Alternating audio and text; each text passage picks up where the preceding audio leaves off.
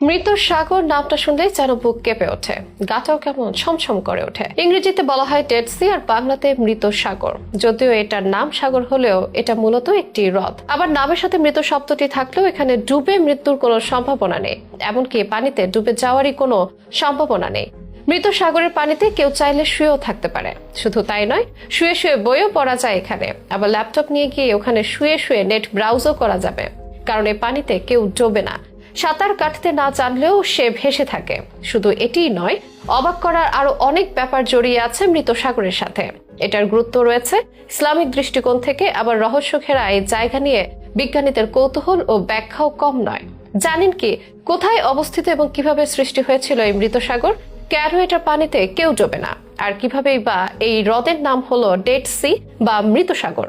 আদ্যপান্ত থাকছে আজকের এই প্রতিবেদনে। বিশ্বের বিভিন্ন প্রান্তে নানা চমক ছড়িয়ে রয়েছে, যা মানুষকে অবাক করে, আশ্চর্য করে, কৌতূহলীও করে তোলে। অনেকে সেই আশ্চর্য খোঁজে ছুটে যান সেখানে। যেমন এই বিশ্বে এমন এক সাগর রয়েছে যেখানে মানুষ চাইলেও ডুববেন না, পানিতে ভাসতেই থাকবেন। যদিও এটা সাগর নয়, একটি হ্রদ, তবে এটির নামের সাথে সাগর শব্দটা জড়িয়ে। বলছে বিশ্বের বহুল আলোচিত ডেড সি বা মৃত সাগরের ব্যাপারে। জর্ডান নদীর এই শাখা হ্রদটিকে ঘিরে রহস্যের শেষ নেই। নাম মৃত হলেও এই সাগরে ডুবে কেউ মারা যায় না। সাঁতার না জানলেও এই সাগরের পানিতে আপনি ভেসে থাকতে পারবেন অনায়াসে। মূলত এই হ্রদের পানির লবণতা অতিরিক্ত। পানিতে লবণের পরিমাণ এতটাই বেশি যে এর ঘনত্ব সাধারণ পানির চেয়ে অনেক বেশি। এর ফলে যখন কোনো মানুষ এই পানিতে নামে তখন তার শরীর পানির চেয়ে হালকা হয়ে যায় এবং সে ভাসতে থাকে। জানা যায় মৃত সাগরের পানিতে লবণের পরিমাণ প্রায় 34.2%। এটি সাধারণ সমুদ্রের পানির চেয়ে প্রায় 8.6 গুণ বেশি। এই অতিরিক্ত লবণাক্ততার কারণে পানির ঘনত্ব অনেক বেড়ে যায়। আর পানির উচ্চ ঘনত্বের কারণে কোনো বস্তু যখন এই পানিতে প্রবেশ করে তখন তার সাধারণ পানির তুলনায় অনেক বেশি ঊর্ধ্বমুখী বল অনুভব করে।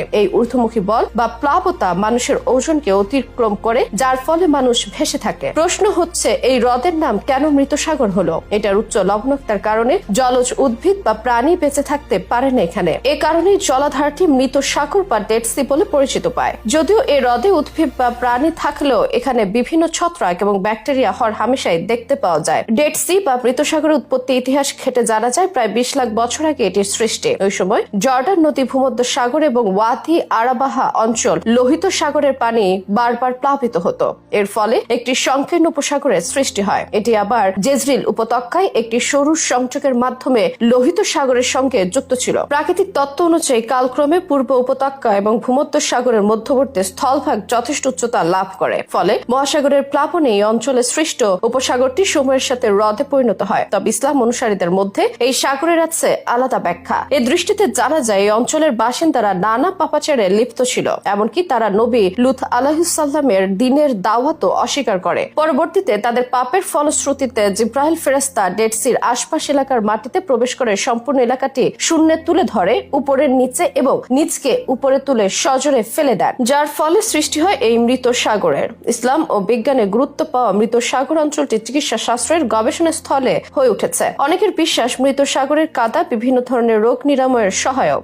এই অঞ্চলে অতি বেগুনি রশ্মির স্বল্পতা থাকায় স্নান বাথের জন্য আদর্শ জায়গা বলে মনে করেন অনেক গবেষক। আবার অ্যাডভেঞ্চার প্রেমীরা মৃত সাগরে ভেসে থাকতে ভালোবাসেন বলে রহস্যে ঘেরা এই মৃত সাগর ভ্রমণের জন্য বেশ জনপ্রিয় তাদের কাছে।